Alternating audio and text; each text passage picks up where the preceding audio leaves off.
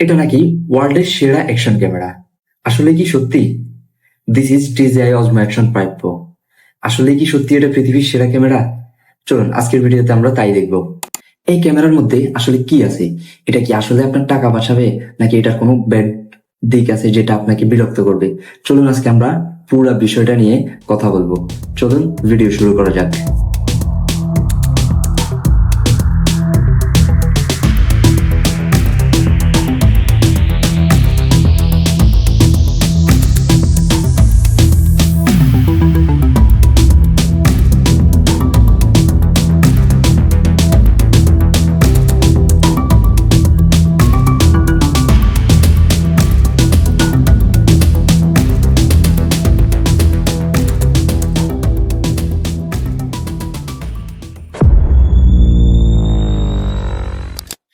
প্রথমে আমরা এর ডিজাইনটা নিয়ে কথা বলবো।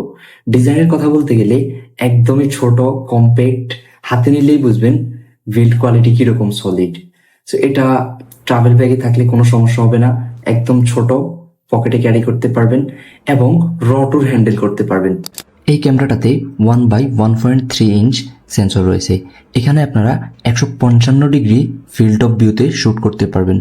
সো বুঝতেই পারতেছেন খুব ভালো আল্ট্রা ওয়াইড দিতে পারবে। ভিডিওর কথা বললে আপনারা এখানে 4K 120 FPS এ শ্যুট করতে পারবেন। এছাড়াও 4K 60 FPS ও আপনারা শ্যুট করতে পারবেন। So super slo-mo, night mode সহকারে অনেক অনেক ফিচার রয়েছে এখানে।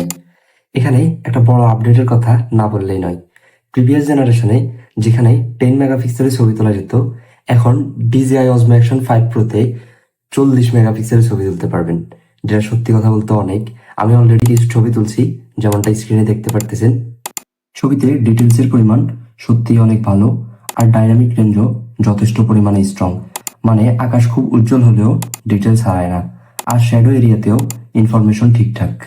আর সবচেয়ে ভালো বিষয় হলো আপনারা চাইলে নিজ ইচ্ছা মতো এক্সপেক্ট রেশিও চেঞ্জ করতে পারবেন। মানে 16:9 অথবা 4:3 এই রেশিওতে আপনারা ছবি তুলতে পারবেন। এই ক্যামেরাটা দিয়ে আমরা বহু সময় শ্যুট করেছি, যেহেতু সাইকেল ট্যুরে ছিলাম, বিভিন্ন জায়গায় ক্যাম্পিং করেছি।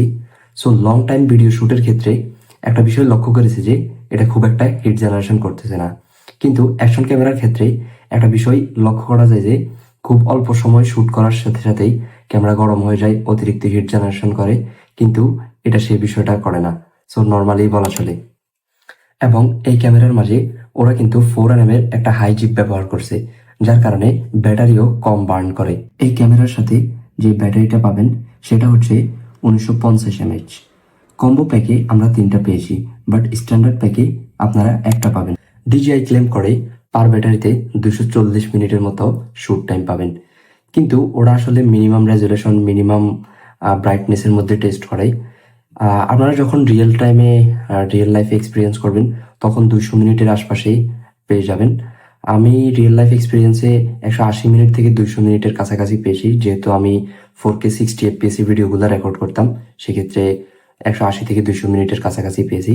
আপনারাও এরকমই পাবেন যদি আপনারা 4K বা 1080-তে রেকর্ড করেন। 1080 30 FPS রেকর্ড করলে আপনারা আরো একটু ভালো পেতে পারেন।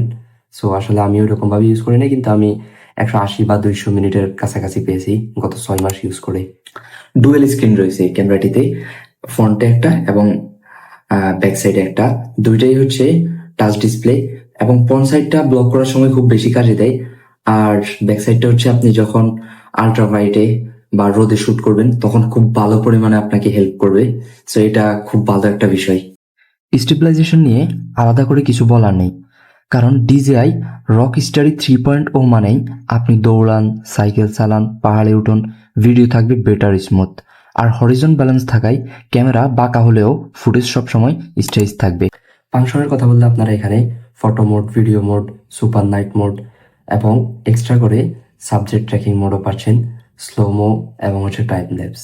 এবং এর মেনুটা কিন্তু একদমই ইউজার ফ্রেন্ডলি, যেটা হচ্ছে আসলে যে কখনো অ্যাকশন ক্যামেরা চালায় নাই সেও দেখলে খুব সহজেই বুঝতে পারবে। ম্যাগনেটিক মাউন্টের কারণে সাইকেল, গাড়ি, হেলমেট, ব্যাগ যেখানেই লাগান না কেন সঙ্গে সঙ্গে শুট রেডি। ট্রাভেল কন্টেন্ট ক্রিয়েটরদের জন্য এটা একটা পিওর ব্লেজিং।